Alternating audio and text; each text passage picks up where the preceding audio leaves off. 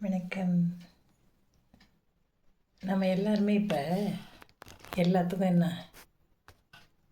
ஒரு ரிமோட் வச்சுட்டோம். Remote control. உட்காந்த இடத்துலேருந்து டிவி பார்க்கலாம், உட்காந்த இடத்துலேருந்து ஃபேன் ஆன் பண்ணிக்கலாம், உட்காந்த இடத்துலேருந்து ஏசி ஆன் பண்ணிக்கலாம். ஆக மொத்தத்தில் சுத்த சோம்பேறி ஆகிட்டோம் இல்லையா?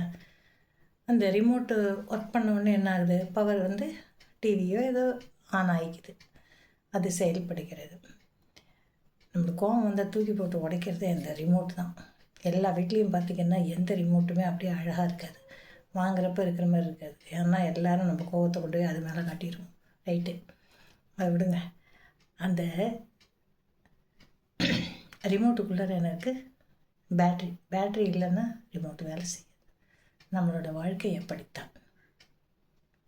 நம்ம அந்த ஏசியோ டிவியோ அல்லது வேறு ஒரு பொருளோ அது செயல்படணும் அப்படின்னு சொன்னால் ரிமோட்டை தான் பார்ப்போம். உள்ளுக்குள்ளே பேட்ரி இருக்காங்கிறத யாருமே கவனத்தில் கொள்ள மாட்டோம். ஆனால் அந்த பேட்ரி தான் அதை இயக்குகிறது. எப்போ நம்ம கவனம் அங்கே போகும்?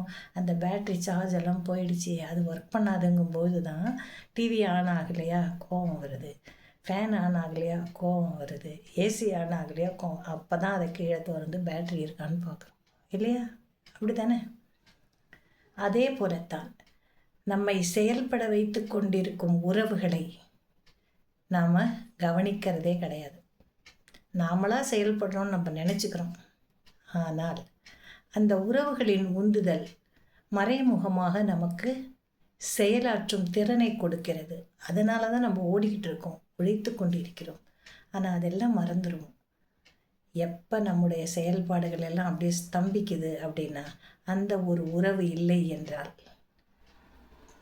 அப்போ தான் நம்ம அதை உணர்வோம். ஓஹோ, இவர்கள் இல்லை, இதனால தான் நம்ம இப்படியெல்லாம் ஓடிக்கிட்டு இருந்தோம். இன்றைக்கி அந்த ஓட்டத்திற்குரிய பேட்ரி மாதிரி செயல்பட்ட அந்த உறவு இல்லை என்பதை நாம் உணர்வோம். ஆக நம்முடைய வாழ்க்கையும் இந்த பேட்ரி மாதிரி தான். அது இருக்கிற வரைக்கும் பார்க்கலாம், இல்லைன்னா நம்முடைய ஓட்டமானது சுத்தமாக இருக்காது. ஆக நம்முடைய உறவுகளை நம்ம என்ன பண்ணணும்? இருக்கும் பொழுது அரவணைத்து செல்லுங்கள், அன்பு செலுத்துங்கள், பாசமாக இருங்கள், உங்களுடைய அன்பை அவர்களிடம் பொழியுங்கள். இந்த பேட்ரி யாருன்னா பெற்றவர்கள். ஓடிக்கிட்டு இருக்கிறது நீங்கள்.